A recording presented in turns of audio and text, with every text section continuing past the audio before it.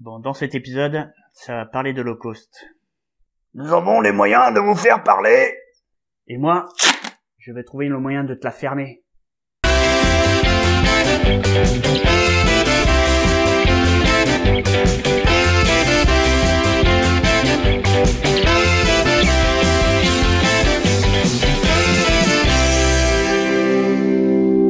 Salut les baigneurs.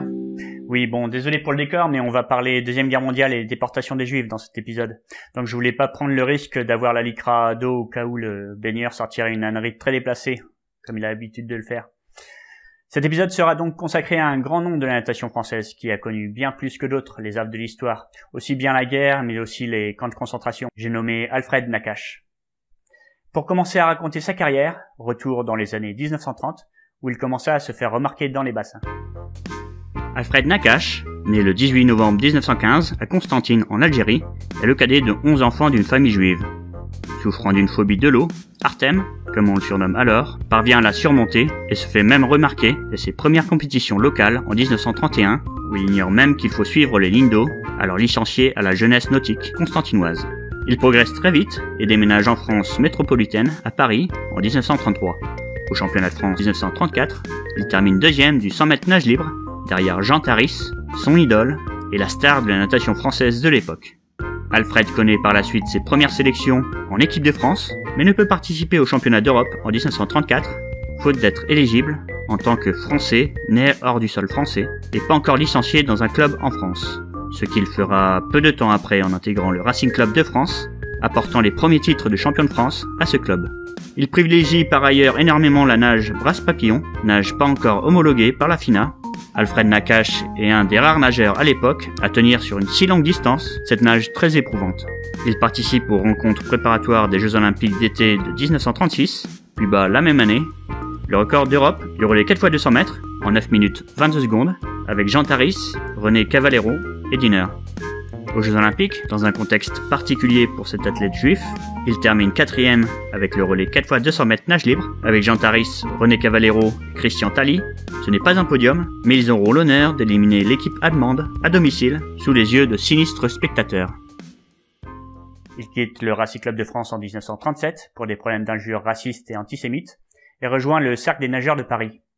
Alfred passe le service militaire et devient par la suite prof de sport. Il se marie avec Paul, qu'il connut à l'Institut national du sport, avec qui il a une fille Annie. La Seconde Guerre éclate et la France, vaincue, s'efface dans le régime de Vichy dirigé par le maréchal Pétain. Alfred Nakache, en tant que juif d'Algérie, est déchu de sa nationalité et doit partir avec sa femme et sa fille en zone libre afin de pouvoir continuer à travailler. C'est à Toulouse qu'il s'installe et Alfred rejoint le club des dauphins du TOEC de Toulouse sous la direction d'Alban Marville. C'est de là qu'il enchaîne les records et les titres de champion de France en 200 mètres brasse et aux 100 mètres, 200 mètres, 400 mètres nage libre notamment, ainsi qu'au relais 4x200 mètres nage libre. Il battu même le record du monde du 200 mètres de sa nage de prédilection, la brasse papillon. Il est bien entendu très exposé médiatiquement par ses exploits sportifs. Il est progressivement dénoncé par la presse collaborationniste par antisémitisme. Nakache est finalement interdit de bassin lors des championnats de France de Toulouse en 1942, ce qui entraîne un boycott de ses camarades du TOEC de la compétition. Quelques mois plus tard, il fut arrêté avec sa femme et sa fille, emprisonné pour être ensuite déporté depuis la gare de Bobigny. Les rumeurs de dénonciation sont nombreuses, mais on peut aussi penser en priorité à ceux à qui profite l'absence de Nakache des bassins, en particulier son grand rival Jacques Cartonnet, qui lui devint membre de la milice. N'est-ce qu'une simple coïncidence ? Arrivé à Auschwitz, Alfred est très rapidement séparé physiquement de sa femme Paul et de sa fille de 2 ans, Annie. Il ignore leur sort et n'apprendra que plus tard la mort de sa fille et supposera celle de son épouse, sa fille étant tuée dès son arrivée dans les camps, tandis qu'il n'eut jamais de nouvelles de son épouse. Aidé par une constitution physique exceptionnelle, Nakache résiste aux mauvais traitements infligés par les soldats allemands, y compris à l'humiliation imposée par les gardiens, qui l'obligent à aller chercher, avec les dents, un poignard qu'ils ont jeté au fond de la piscine, en fait un bassin de rétention d'eau prévu pour les incendies. Sa résistance consiste à défier ses bourreaux en improvisant à leur insu des séances de baignade dans la piscine en compagnie de quelques camarades. En janvier 1945, le camp d'Auschwitz est évacué dans le cadre des marches de la mort sous la menace de l'avancée de l'armée rouge. Alfred Nakache participe à l'une d'elles, au cours de laquelle les survivants des camps d'extermination sont menés dans des camps d'internement. Il se retrouve ainsi à Buchenwald, d'où il est libéré en avril. Après la guerre, il revient à Toulouse avec sa seconde épouse et devient professeur d'éducation physique à la faculté de droit. Il reprend l'entraînement et doit surtout reprendre du poids, puisqu'à sa sortie d'Auschwitz, il ne pesait plus qu'une quarantaine de kilos. Alfred cumule longueur de bassin, comme une thérapie. Il ne parle pas ou très peu des horreurs qu'il a connues.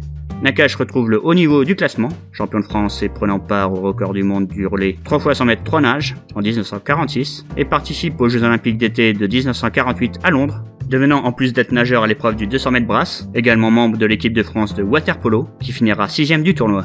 Il obtient là une sélection 12 ans après ses premiers Jeux Olympiques. C'est dans son club de toujours, le TOEC, qu'il assistera à l'émergence de la première véritable génération dorée de la natation française, composée de ses jeunes camarades Georges Valeret, son ami proche Alex Jany. Il participera même aux premiers entraînements du jeune espoir Jean Boiteux. Après une fin de carrière à La Réunion, où il créera et présidera un club local de natation, devenu très performant, il meurt le 4 août 1983, à la suite d'un malaise, alors qu'il nageait dans le port de Cerbère, effectuant son kilomètre quotidien de natation. Il est inhumé au cimetière du Pi A7. Sur sa tombe apparaissent les noms de son épouse et de sa fille disparue. En France, nombreuses sont les piscines qui portent désormais son nom, comme la piscine municipale de Toulouse, ou comme celle de Belleville à Paris, en double hommage aux champions et aux nombreux déportés de ce quartier juif. On aurait très bien vu Alfred Nakache devenir champion olympique si les Jeux de Tokyo de 1940 et ceux de Londres en 1944 n'avaient pas été annulés à cause de la guerre. Mais qui est responsable de tout ça? Qui?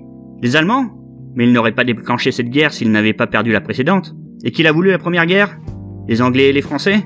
Mais si les Français n'avaient pas récupéré l'Alsace et la Moselle, il n'y en aurait sûrement pas eu. Mais comment la France aurait-elle perdu l'Alsace et la Moselle, me direz-vous? C'est à cause de cette foutue guerre franco-prussienne de 1870, voulue par Bismarck?